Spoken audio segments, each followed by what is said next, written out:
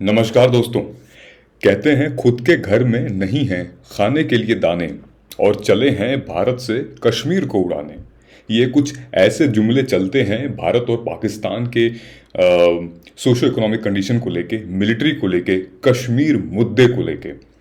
लेकिन आज का ये जो मुद्दा है बहुत अलग है, बहुत इंपॉर्टेंट है और आपके प्रीलिम्स के पर्सपेक्टिव से बहुत ज़रूरी है। इनफैक्ट मेंस के पर्सपेक्टिव से बहुत ज़रूरी है। और अगर मैं कहूँ कि अगर आप एक जागरूक नागरिक बनना चाहते हैं, एक वेल इन्फॉर्म्ड सिटीजन बनना चाहते हैं, तो आज का टॉपिक ज़रूर समझिएगा। ये इंडियन एक्सप्रेस से लिया हुआ मैंने आज का एडिटोरियल है, ठीक है। अच्छा था, बहुत कुछ इसमें नहीं दिया था, लेकिन आई थॉट कि कुछ डिफरेंट करते हैं, कुछ एडिटोरियल में आज बड़ा करते हैं और एक डिटेल एनालिसिस लेते हैं इसकी। सो आज का जो मुख्य टॉपिक है वो है no Pakistani PM has ever finished a full term in office. ये न्यूज़ सुर्खियों में है, चर्चा में है और आप सब लोग जानते होंगे। थोड़ा हम जो यूपीएससी एंगल इसमें जो ले आते हैं ना, एक एनालिसिस वाली पार्ट, वो देखेंगे। तीन चीजें हम आज पढ़ेंगे। क्या कि भाई नो कॉन्फिडेंस मोशन क्या होता है प्रीलिम्स के पर्सपेक्टिव में, ठीक है, भारत से रिलेटेड, ठीक है। डॉक्ट्रिन ऑफ नेसेसिटी क्या होता है, ये एक ग्लोबल लॉ है, ये यूनाइटेड स्टेट्स से लिया गया है और इनफैक्ट जितने भी ज्यूरिस्ट हैं वो लोग अप्लाई करते हैं इसको। डॉक्ट्रिन ऑफ नेसेसिटी, ठीक है, आवश्यकता का सिद्धांत। और तीसरा सबसे इंपॉर्टेंट जो है वो है 5 रीजंस ऑफ मिलिट्री डोमिनेंस इन पाकिस्तान, वो हम डिस्कस करेंगे, ठीक है। तो बने रहिएगा। शुरू करते हैं हम आज का एडिटोरियल, लेकिन हमारे इसके डेली जो रिचुअल्स है, टू डू लिस्ट है, उसके बाद तो आंसर इवैल्यूएशन तो है ही। और दोस्तों हम एक और गूगल मीट सेशन ले आने वाले हैं आपके लिए, because we are getting lots and lots of query. किस लिए कि टाइम टेबल से रिलेटेड, हमारे जर्नी से रिलेटेड, 2023 से रिलेटेड, 2022 से रिलेटेड। सो ये हमारा कम्युनिटी स्पेस है। सो इन केस अगर आपने अभी तक इसको ज्वाइन नहीं किया है, लिंक डिस्क्रिप्शन बॉक्स में दिया हुआ है। आई वुड रिक्वेस्ट यू कि आप उसको ज्वाइन करिए एंड क्वेश्चंस अपने डालिए।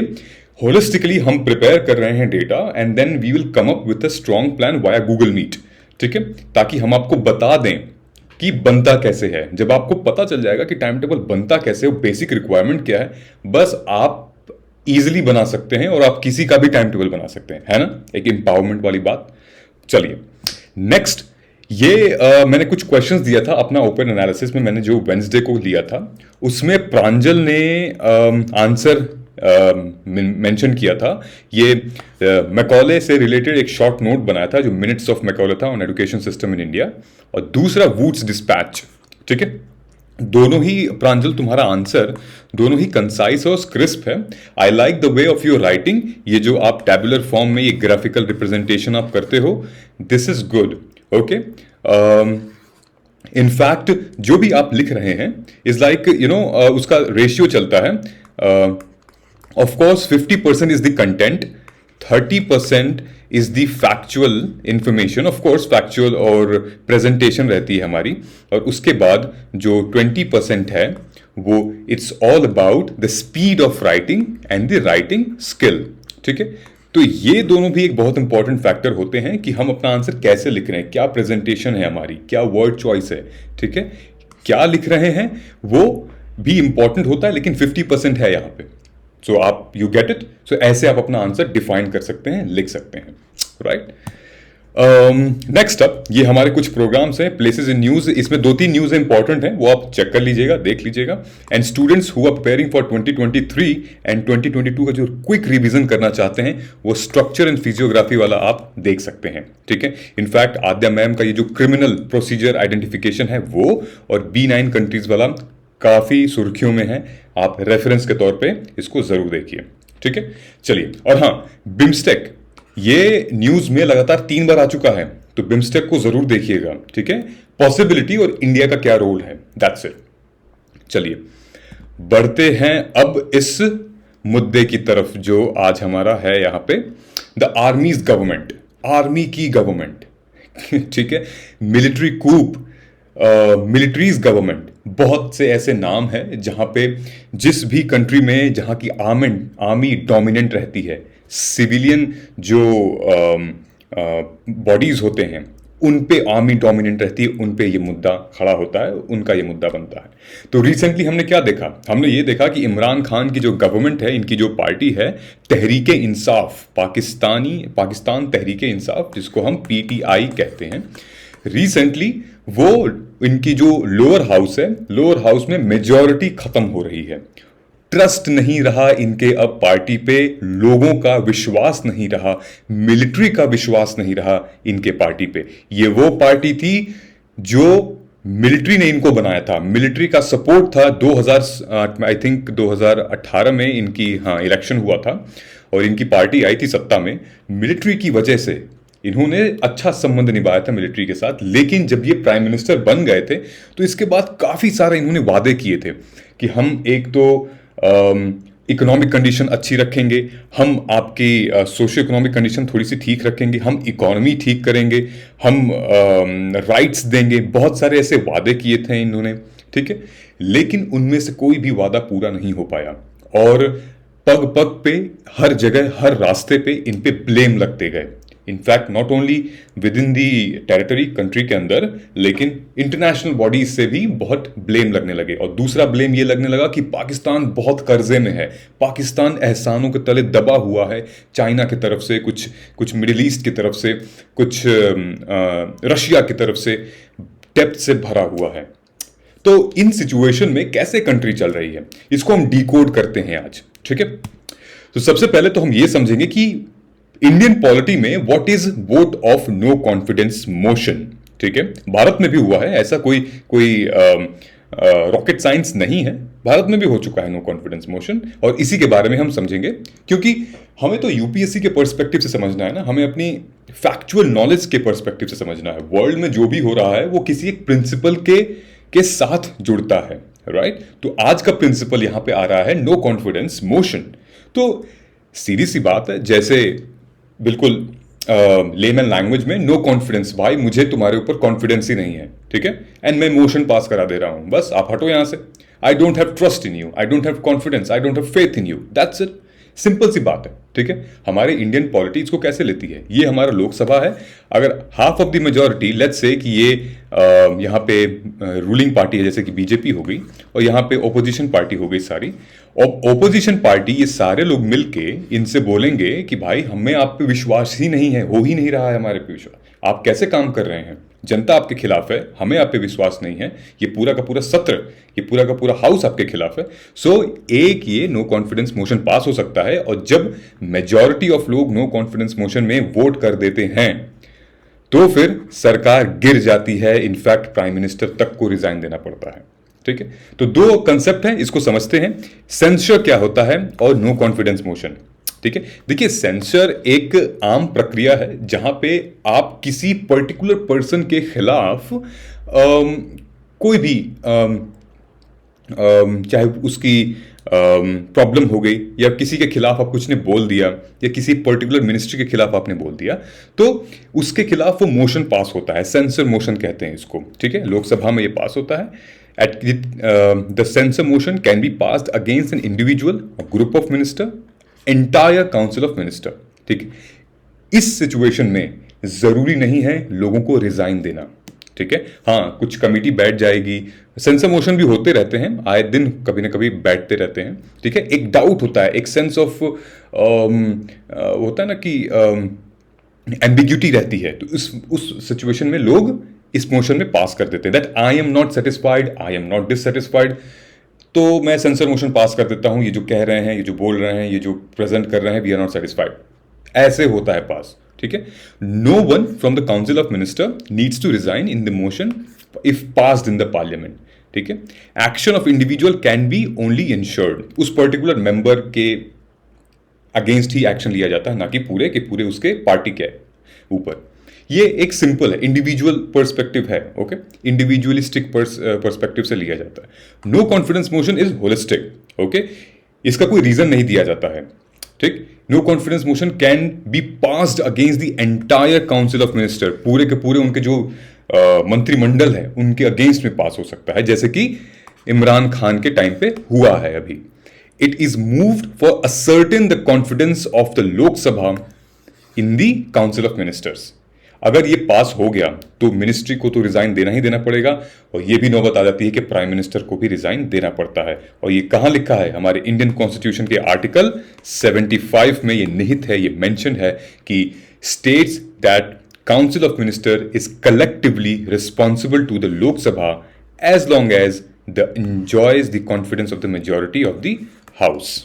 ठीक है, तो ये नो कॉन्फिडेंस मोशन छोटा सा कॉन्सेप्ट है, ये एनसीईआरटी बेस्ड कॉन्सेप्ट है, क्लियर हो गया होगा। ओके, दूसरा हम अपना मुद्दा आते हैं कि देखिए 22 सालों में पाकिस्तान के इतिहास में 1947 से लेके और आज तक 75 सालों में 75 ईयर्स में लगभग 22 बार प्रधानमंत्री इनके बदले गए हैं। कहा जाता है कि 18 men plus 1 women have been appointed और इलेक्टेड एज प्राइम मिनिस्टर। किसी ने भी आज तक एक बार भी अपना टर्म पूरा नहीं किया है। सबसे लंबा टर्म पूरा किया था जो पाकिस्तान के पहले प्राइम मिनिस्टर थे। ठीक है, सबसे पहले प्राइम मिनिस्टर पाकिस्तान के थे, उन्होंने लगभग 4.5 साल का टेन्योर उन्होंने किया था। इसकी वजह क्या है? प्राइमरली इसकी वजह यह है, पहले प्राइम मिनिस्टर जो थे उनका तो असैसिनेशन हो गया। ठीक है, वो आई थिंक किसी सभा को संबोधित कर रहे थे पाकिस्तान में कहीं, उन पे शूट कर दिया गया था। ठीक, आर्बिट्ररी डिसमिसल, किसी को सुप्रीम कोर्ट ने डिसमिस कर दिया गया था। मार्शल लॉ लगा दिया, मतलब कि मिलिट्री लॉ लगा दिया गया था सुप्रीम कोर्ट द्वारा। नो कॉन्फिडेंस वोट मिले थे, जैसे कि इमरान खान की गवर्नमेंट को मिले हैं। तो ऐसे कुछ रीजंस की वजह से जहां पे एक तो जो गवर्नमेंट है वो विश्वास नहीं जीत पा रही थी मिलिट्री का, ना ही गवर्नमेंट विश्वास जीत पा रही थी वहां के सिविलियंस का, पब्लिक का, और इस वजह से, और ना ही गवर्नमेंट सुप्रीम कोर्ट का विश्वास जीत पा रही थी। तो इसी वजह से समय समय पे कभी असैसिनेशन, कभी डिसमिसल, कभी मार्शल लॉ, कभी नो कॉन्फिडेंस मोशन हमेशा होते आया है पाकिस्तान में। एक अनस्टेबल स्टेट रहा है पाकिस्तान।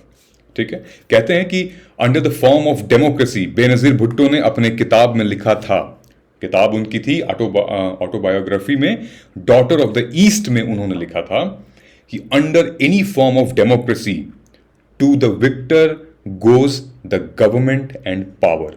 राइट, लेकिन पाकिस्तान में ये मामला बिल्कुल उल्टा है। क्यों? बिकॉज पाकिस्तान में बहुत सारे डिफरेंट रूल्स हैं।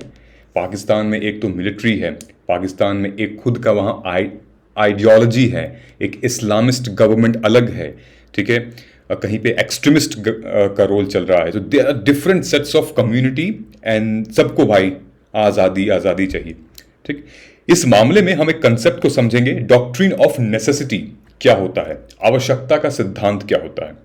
ये वो फंडा है, ये वो फॉर्मूला है जहां पे ये कानून से बड़ा हो जाता है। कभी कभी कानून कुछ मुद्दों पे जस्टिस नहीं दे पाते हैं, तो कुछ ऐसे सेंटेंसेस होते हैं, कुछ ऐसे स्टेप होते हैं जो हमें उस कानून से बढ़ के लेने पड़ते हैं। हमें एक एक्स्ट्रा जुडिशियल अथॉरिटी होती है, एक्स्ट्रा कॉन्स्टिट्यूशनल अथॉरिटी होती है टू रिस्टोर दी ऑर्डर।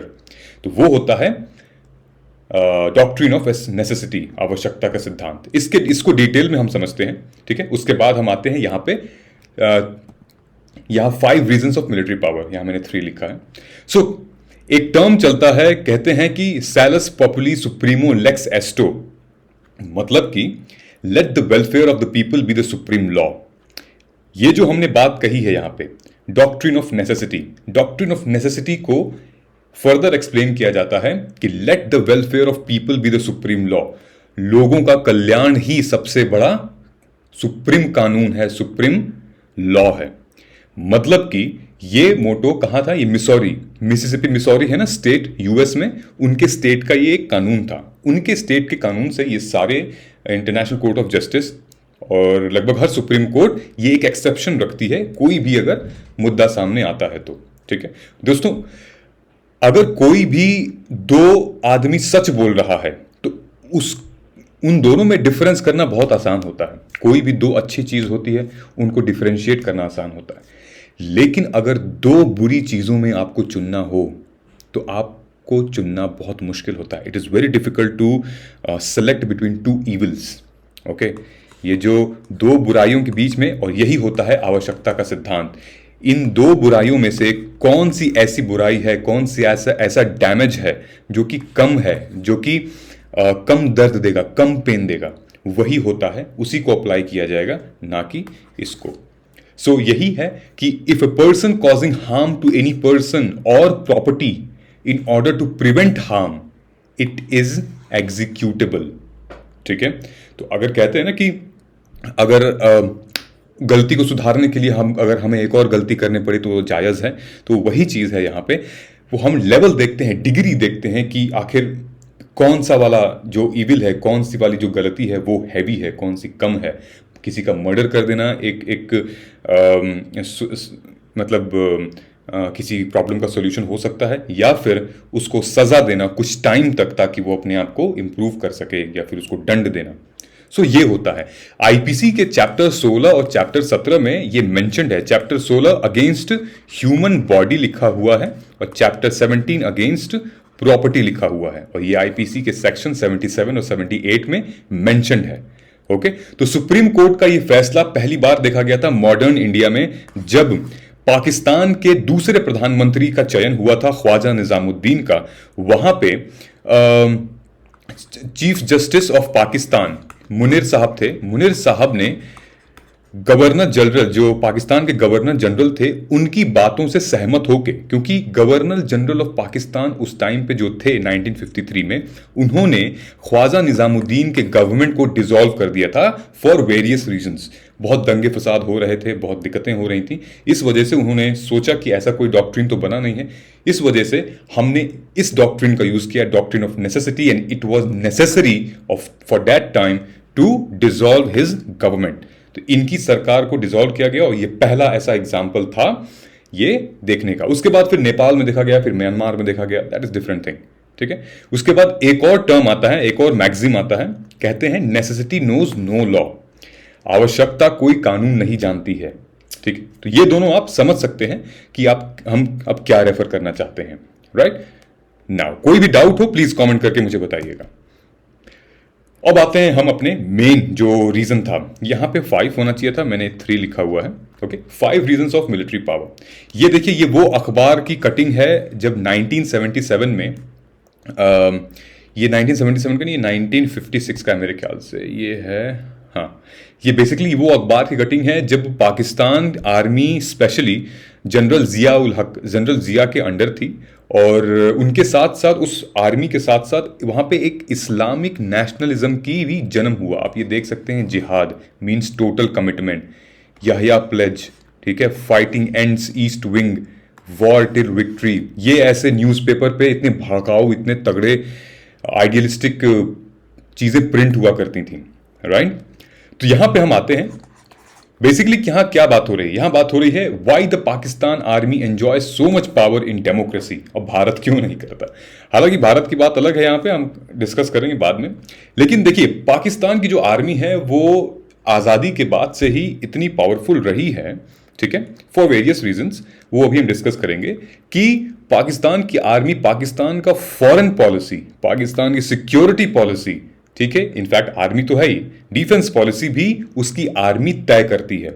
और जब किसी कंट्री का फॉरेन पॉलिसी और सिक्योरिटी पॉलिसी और डिफेंस पॉलिसी मिलिट्री तय करे, तो फिर राजनीति का कोई जगह बचती नहीं है। मतलब कि जो सिविलियन लीडर्स हैं ना, उनके लिए जगह बचती नहीं है। ठीक, तो और हुआ क्या है कि सिविलियन लीडर्स जो यहां पे रहे हैं, वो उनको मदद पड़ती है, क्योंकि पाकिस्तान एक सेंसिटिव एरिया है, और कश्मीर वाला जो मुद्दा है उसकी वजह से हमेशा एक तनाव में रहा है, और करते हैं, और वो तो रहा ही है। दूसरा, जब जिहाद वाला मामला जब सामने आया, जब पहली बार सोवियत यूनियन में अफगानिस्तान वालों ने जिहाद का, जब सोवियत यूनियन अफगानिस्तान में पहुंची थी उसको इवेट करने, उसको कंट्रोल करने, सीज करने, तो उस टाइम पे लोग जिहाद जिहाद जिहाद चिल्लाने लगे वहां पे कि भाई कमिटमेंट करेंगे। तो ये एक टेक्स्ट बुक में, ये एक न्यूज़पेपर में एक विचारधारा बन के जन्म हुई। ठीक है, इस विचारधारा को पॉलिटिशियंस ने काफ़ी सपोर्ट किया कि कमिटमेंट के नाम से, और इन विचारधाराओं को सपोर्ट करने के लिए, कंट्रोल करने के लिए मिलिट्री की ज़रूरत पड़ती थी, और पड़ती है, और पड़ती रहेगी जब तक इन लोगों का ये ऐसा मंसूबा रहेगा, जब तक ये ऐसा मानेंगे। ठीक है, सो जो इमरान खान की गवर्नमेंट है, उन्होंने कुछ ऐसा ही किया था। उन्होंने हालांकि बहुत बड़े बड़े सपने दिखाए थे, और मिलिट्री के साथ धीरे धीरे वो सांठगांठ अलग कर रहे थे, कमजोर करने की कोशिश कर रहे थे। जितने भी उनके एलाइज थे, जितने भी उनके दोस्त थे, उनको वो स्पेशल मैंडेट नहीं दे रहे थे। ठीक है, अलग ही उनका मुद्दा मसला चल रहा था। इनफैक्ट जो भारत के साथ उनके संबंध थे वो भी अच्छे नहीं देखे गए थे। लगातार वो कश्मीर इशू पे, लगातार वो भारत की अर्थव्यवस्था पे कमेंट करते हुए आ रहे थे। ठीक है, दूसरा यहां पे हम क्या देखते हैं? दूसरा हम देखते हैं कि भाई 5 मेजर रीजन क्या है। अब आते हैं स्ट्रेटेजिक चैलेंजेस पे। अब ये है 5 मेजर रीजन। स्ट्रेटेजिक चैलेंजेस यहां पे ये है कि शुरू में जब भारत पाकिस्तान का विभाजन हुआ था तो दोनों की मिलिट्री भी डिवाइड हुई थी, राइट? तो पार्टीशन तो दोनों देशों का हुआ था, मिलिट्री भी दोनों देशों में थी। ठीक है, लेकिन ऐसा क्या हुआ कि भारत में कभी कूप नहीं हुआ और पाकिस्तान में कूप होते गया। सबसे पहले तो यह था कि भाई भारत पाकिस्तान का जो दूसरा एंड था, ठीक है, जो ईस्ट पाकिस्तान जिसको बांग्लादेश कहा गया है, वो यहां से लगभग 4000 माइल दूर था। तो एक पाकिस्तान इधर, एक पाकिस्तान इधर, एक सेपरेटेड थे एक दूसरे से। तो एक कहीं ना कहीं एक वीकनेस यहीं से बढ़ती गई, एक इनसिक्योरिटी यहीं से उत्पन्न होती गई, निकली। दूसरा था पॉलिटिकली वीक, क्योंकि हम सबको पता था कि जो मुस्लिम लीग है, इंडियन नेशनल कांग्रेस जो हमारी उस टाइम पे थी आजादी से पहले, इंडियन नेशनल कांग्रेस से वो वीक है और मुस्लिम लीग के अंदर भी बहुत सारी विचारधाराएं चल रही थी। हालांकि कांग्रेस के अंदर भी बहुत सारी विचारधाराएं थी, मगर वो लोग यूनाइट थे। Somewhere and some point of time they were satisfied and ratified by certain decisions. लेकिन पाकिस्तान की जो मुस्लिम लीग थी वो it's like united but divided in many parts. तो ये एक वजह थी जिसकी वजह से ये पॉलिटिकली वीक रहे हैं। ठीक है, it represented privileged minority in colonial India that created more instability by not listening to the concerns of underrepresented province in the east। ठीक है, कुछ जगहों पर उन्होंने रिप्रेजेंट नहीं किया जो कि अल्पसंख्यक थे, माइनॉरिटीज थे। पाकिस्तान में भी तो कई लोग माइनॉरिटीज हैं, पाकिस्तानीज में भी, उनको रिप्रेजेंट नहीं किया, ना कि उस सेगमेंट को रिप्रेजेंट किया। वो सिर्फ कुछ क्रीम माइनॉरिटीज को अपना फेस बना के और पावर में आना चाहते थे। और दूसरा तो है भैया एथनिक इम्बैलेंस। एथनिक इम्बैलेंस बोले तो कि जब से 1971 का वॉर हुआ, जब भारत ने बांग्लादेश को आज़ाद करवाया 1971 में, भाई बधाई हो, बांग्लादेश हुआ है, तो इनसिक्योरिटी और बढ़ती गई, बहुत ज़्यादा बढ़ती गई। और यही मेरा पॉइंट था यहाँ पे चौथा वाला, कि unequal relationship between civilian and government and the military and the loss of east Pakistan in 1971, the sense of insecurity grew further. ठीक है, तो मिलिट्री की आवश्यकता यहाँ जरूरी थी। ऑलरेडी 1971 से पहले भारत से 3 बार युद्ध हो चुका था पाकिस्तान का, तो मिलिट्री की प्रेजेंस, तो उस टाइम मिलिट्री की जरूरत पाकिस्तान को थी ही। ओके, उसके बाद जब 1971 में बांग्लादेश को लिबरेट किया गया, तो भी वहाँ की पाकिस्तान की मिलिट्री जो थी बहुत वीक हो गई थी, और वीक होने की बजाय बहुत इनसिक्योर हो गई थी। और इनसिक्योर होने की बजाय मिलिट्री एक ऐसी थी जो कंट्रोल कर सकती थी वहाँ के बॉर्डर्स को, और जब वो बॉर्डर्स को कंट्रोल करने की हैसियत रखती है तो फिर वो सिविलियंस को भी और एक गवर्नमेंट भी फॉर्म कर सकती है, क्योंकि वहाँ की गवर्नमेंट कुछ खास नहीं कर रही थी। और पांचवा, last but not the least but one of the most important, weak judiciary condones coups. Judiciary वहां की वीक रही है, ठीक है, जुडिशरी वहां की कूप्स, जितने भी तख्ता पलट हुए हैं, वहां के तख्ता पलट को मतलब कंडेम्ड किया है, ओके। लेकिन वहां की जुडिशरी ने हमेशा मिलिट्री कूप को, यानी कि मार्शल लॉ को प्रमोट किया है। जुडिशरी के पास और कोई रास्ता था नहीं। अब वो खुद तो मेन स्ट्रीम में तो नहीं आ जाएगी ना, तो जब गवर्नमेंट नहीं है, जब गवर्नमेंट डिसॉल्व हो जाती थी, तो ये पूरा का पूरा कारोबार दे दिया जाता था, मार्शल लॉ लगा दिया जाता था, मतलब मिलिट्री रूल लगा दिया जाता था। तो कई बार मिलिट्री रूल लगा है वहां पे, इस वजह से गवर्नमेंट, मिलिट्री ने चाहा कि भाई हम ही क्यों ना सत्ता में आ जाए, हम ही क्यों ना पावर में आ जाए।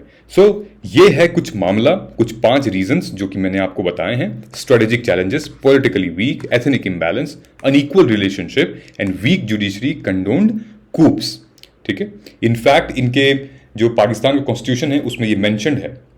उसमें क्या मेंशन्ड है कि जो पाकिस्तान की मिलिट्री है, they are responsible for the territorial security, internal security, constitutional security.